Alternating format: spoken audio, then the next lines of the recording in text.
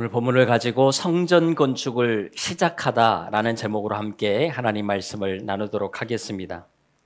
우리가 어떤 일을 시작할 때면 반드시 거치는 과정이 있습니다. 그것은 준비를 하는 단계이지요.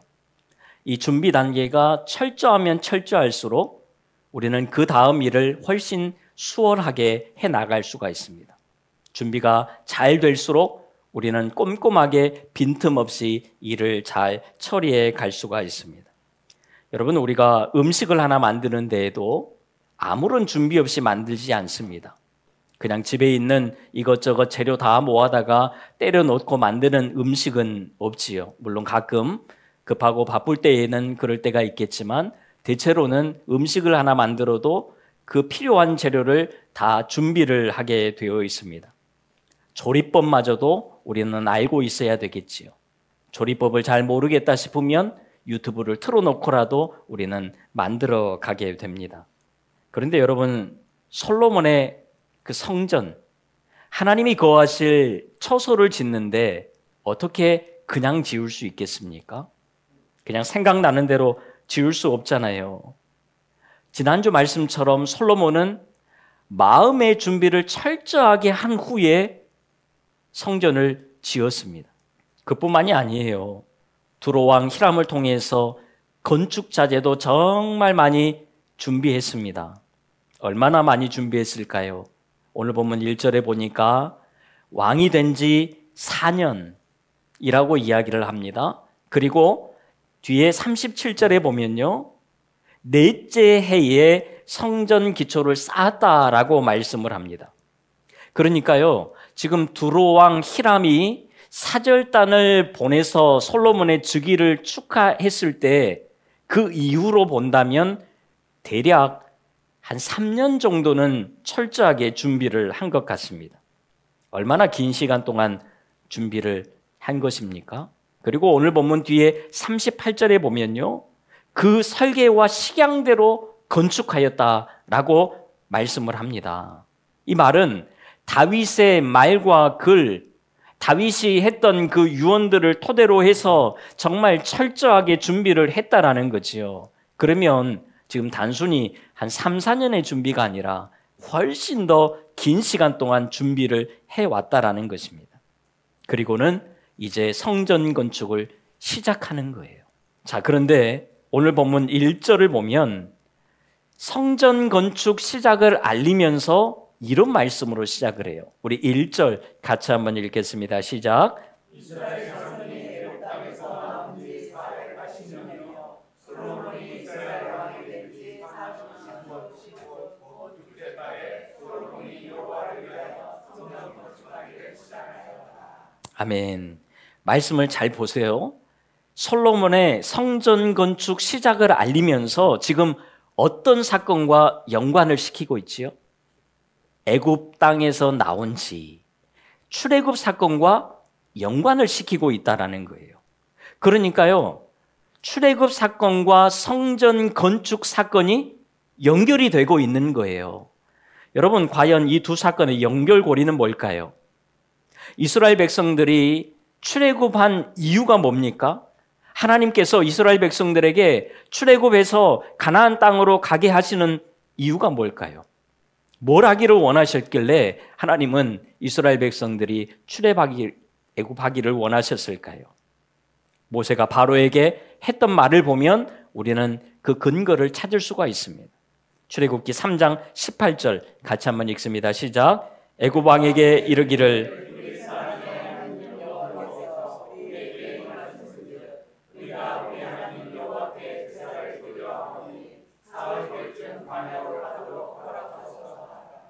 여호와께 제사를 드리려고 광야로 나갔다는 것입니다.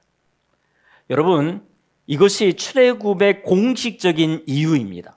하나님께 예배하기 위해서 여호와께 제사 드리는 것, 이것을 마음껏 하라고 하나님께서 이스라엘 백성들을 출애굽시키셨다는 거예요. 단순히 고생하니까, 그동안 수고했으니까 이제 좀 편하게 잘 살아야지 하면서 새로운 땅으로 보내진 것이 아니라 공식적인 이유는 하나님을 더 잘 예배하게 하기 위해서 보내셨다라는 거지요.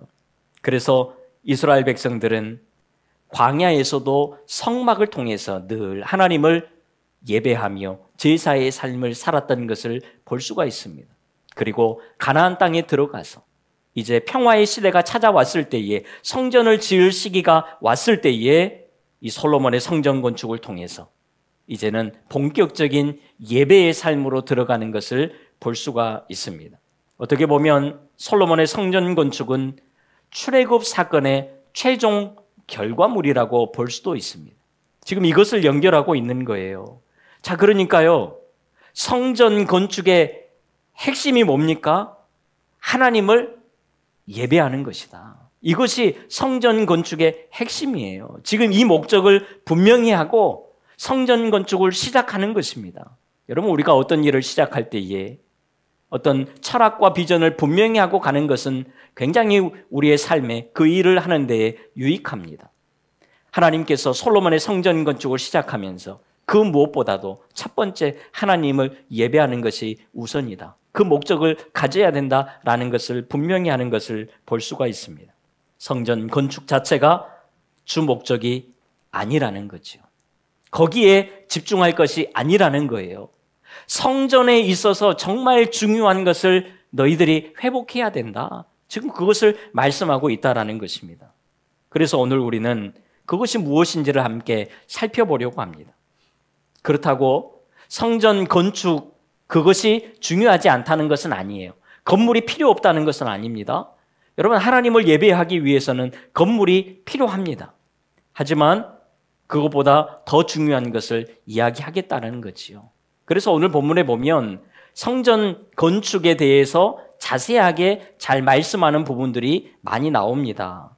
성전의 길이와 너비는 어떻게 하고 높이는 3층 높이로 세워야 된다라고 말씀을 하고 있어요. 벽과 방들은 또 어떤 방식으로 만들어야 되고 또 계단과 층계의 모양은 어떻게 해야 된다. 정말 자세하게 말씀을 해주고 있습니다. 그런데 솔직히 우리의 머리로는 이것이 잘 그려지지 않지요. 그래서 간단하게 말씀드리면요. 여러분, 우리가 솔로몬의 성전, 화려한 성전, 이 생각이 있다 보니까 솔로몬의 성전이 굉장히 커다란 그런 성전처럼 느껴집니다. 그런데 사실 그렇게 크지는 않습니다. 물론 당시의 기술로 봤을 때는 화려하고 큰 성전인 것은 맞겠지요. 그러나 지금 우리의 시선으로 봤을 때에는 그렇게 크지 않은 성전이에요.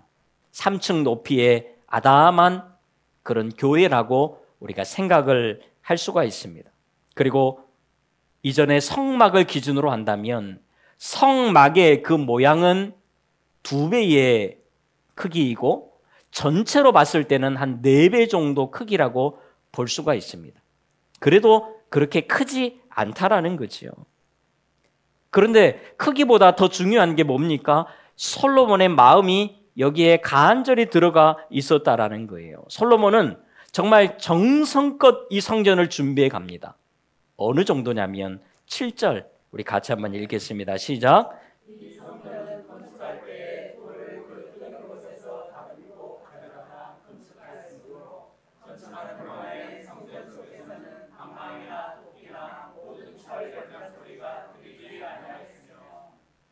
여러분, 정말 모든 돌들이 그냥 가져다 놓으면 착착 들어맞게 만들었다라는 거죠.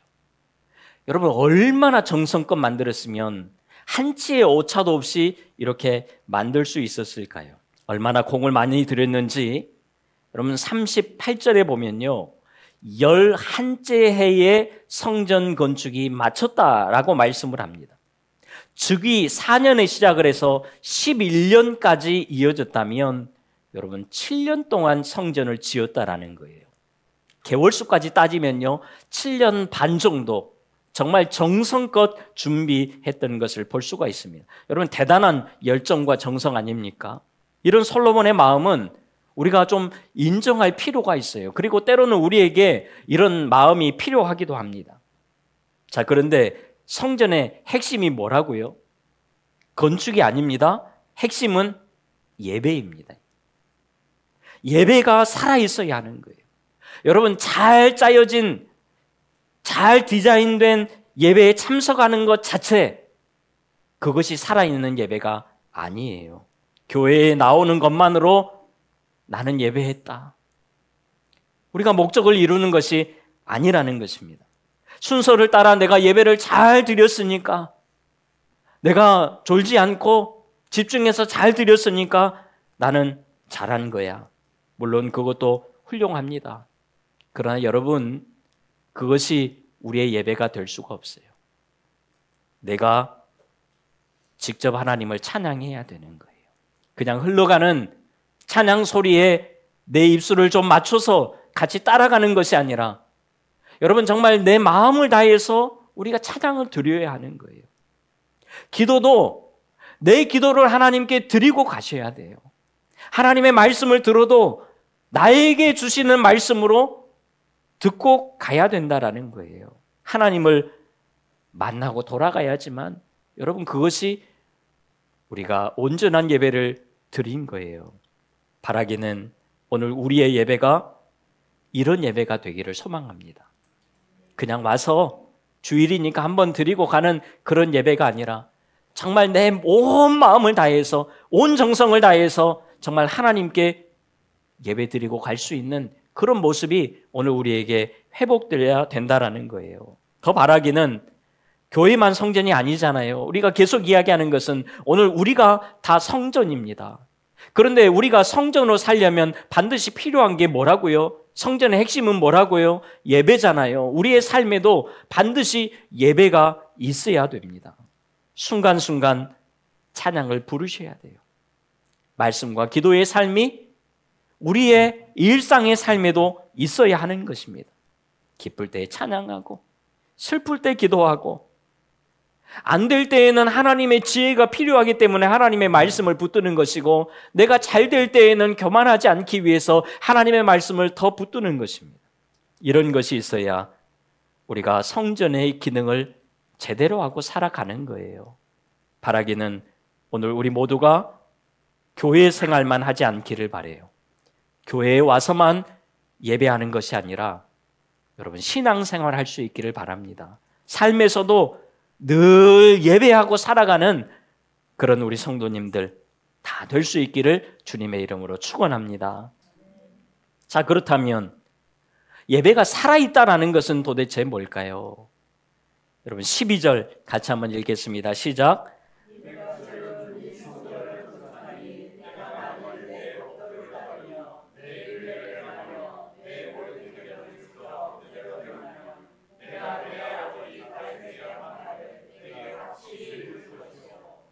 이 말씀을 보면요, 마치 예배 뒤에 순종의 삶이 따라와야 한다라는 것처럼 보여집니다. 물론 은혜를 받으면 당연히 순종하며 살아야겠지요.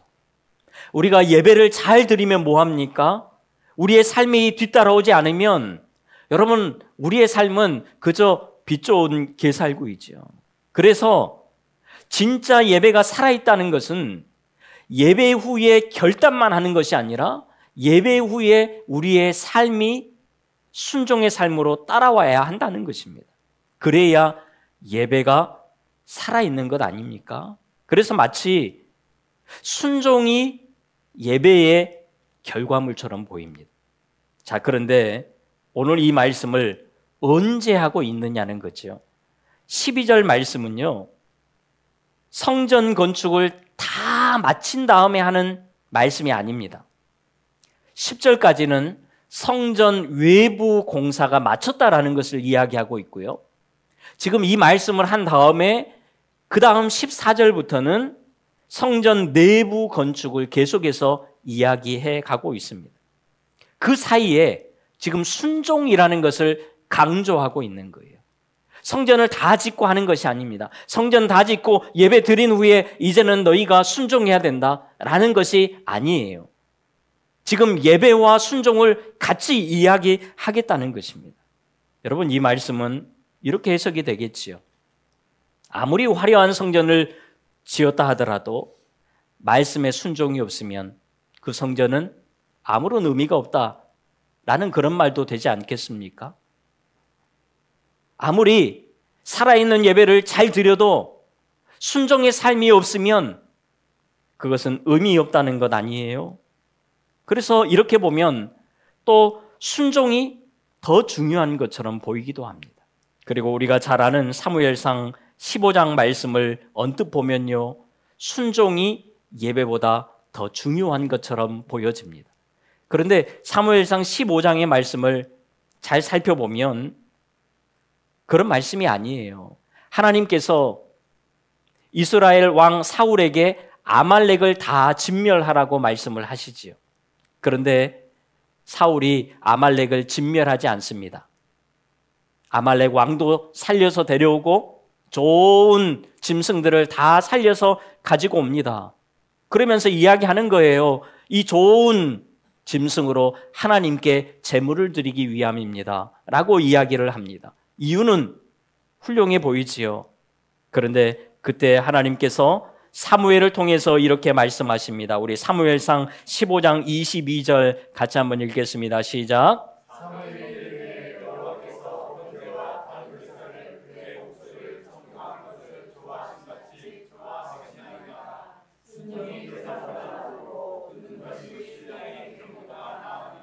자, 순종이 제사보다 낫다라고 말씀을 합니다. 여러분 정말 그렇습니까? 순종하지 않으면, 순종이 없으면 그 예배는 무의미한 것입니까? 그렇지 않은 것 같아요. 만약 그렇다면 우리는 늘 순종하지 못하고 살아가잖아요. 그러면 우리의 예배가 아무런 의미가 없는 것 되는 거잖아요. 여러분 그것은 아닙니다. 우리가 예배를 드리면서 정말 제대로 예배를 잘 드렸다 하더라도 삶에서 순종하지 못하고 살아갈 때가 얼마나 많아요. 자, 그런데 그 예배가 다 잘못됐다라고 볼 수는 없습니다. 이 말씀은요, 순종이 제사보다 더 낫고 순종하지 않을 거면 예배를 드리지 말아라, 그런 말씀이 아니에요. 우선성을 이야기하는 것이 아니라 연속성을 이야기하는 거예요. 예배와 순종은 같이 가는 것입니다. 무엇이 먼저이고 무엇이 더 중요하다가 아닙니다. 같이 계속해서 이어져서 가야 되는 것이 예배와 순종이라는 거예요. 그러니까요, 사울 왕은요, 제사와 순종이 이어지지 않았어요. 제사는 드렸지만 순종은 따라가지 않았습니다. 순종하는 모습이 있는 것 같지만 제사의 자리로 나아갈 때에 온전한 마음으로 나아가지 않았습니다. 여러분, 예배와 순종은 같이 가는 거예요. 예배하고 순종하고 또 순종함으로 예배하는 것입니다. 이것이 계속해서 이어져야 하는 거예요. 여러분, 성전을 세워가는데 꼭 필요한 것이 예배와 순종입니다. 우리의 마음의 성전을 세워가고 또 주님의 성전을 세워가는 우리에게 이런 예배와 순종이 회복될 수 있기를 간절히 바라요. 예배와 순종이 계속해서 이어지고 순환되어지는 그런 삶을 살아갈 수 있기를 바라요. 자, 그런데 솔직히 우리는 어떻지요? 자꾸 이 흐름이 끊어지더라는 것입니다. 예배를 통해서 은혜를 받고 순종의 삶으로 나아가지요. 그런데 그것이 그렇게 오래 가지를 않아요. 순종의 삶에서 다시 은혜의 자리로 나와야 되는데 일주일을 버티지 못합니다. 얼마나 갑니까? 하루도 안 갈 때가 많잖아요. 여러분, 우리가 그동안 결단을 많이 해보셨습니다. 결단해도 얼마나 가요? 이제 저 사람 미워하지 않아야지. 내 삶에 죄악된 요소를 제거해야지. 내가 다시 말씀을 붙들어야지. 결단합니다. 그런데 오래 가질 않습니다. 그래서 성장이 잘 안 되는 거죠. 어떻게 해야 할까요? 오늘 본문 뒤를 보면 14절부터 여러분 성전 내부 건축에 대한 말씀이 나옵니다. 그런데 이 말씀을 잘 보면 주된 말씀이 있어요. 그것은 지성소에 대한 말씀입니다. 지성소에 대해서 자세하게 이야기하고 있어요. 여러분, 지성소가 뭡니까? 성막으로 이야기하면 성막 안에 성소와 지성소로 구분이 되어 있습니다. 3분의 2 크기가 성소이고 3분의 1 크기가 지성소입니다. 성소는 제사장들이 매일 들어가서 향도 피우고 불도 켜놓고 또 떡도 가져다 놓고 그렇게 관리하는 곳입니다. 그런데 지성소는 휘장이 쳐 있고 그 안에 1년에 한 번 대속죄일 때만 들어갈 수 있는 곳입니다. 그리고 이 지성소라는 곳에 우리가 잘 아는 것처럼 언약궤가 놓여 있지요. 자, 성전을 짓는 데 있어서도 이 성막과 형식과 방식은 같습니다. 오늘 본문에 보면 지성소라고도 이야기하지만 내소라고 이름도 하고 있지요. 여러분, 이름이 바뀐 것이 중요한 것이 아니라 성막과 성전의 차이는 앞에서 이야기했던 것처럼 크기의 차이가 있지요. 전체적으로 2배가 커졌습니다. 그런데 그 차이 말고 진짜 더 큰 차이가 있어요. 우리 27절 같이 한번 읽을까요? 시작.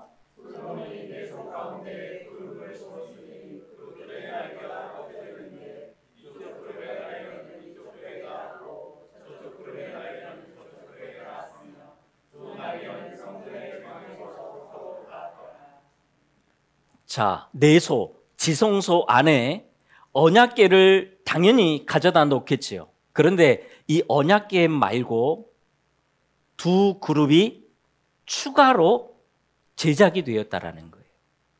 그러니까 성막에 없었던 것 중에 새로 만들어진 것은 이 2 그룹의 형상입니다. 이 2 그룹이 양쪽의 날개를 펴고 있습니다. 그래서 한쪽 벽에 닿았고 한쪽은 뻗고 있지요. 또 옆에 있는 그룹이 벽에 손을 닿고 가운데로 날개를 펴고 있습니다. 그러면서 2 그룹의 날개가 서로 맞닿아 있는 그런 형상을 하고 있다라는 거죠.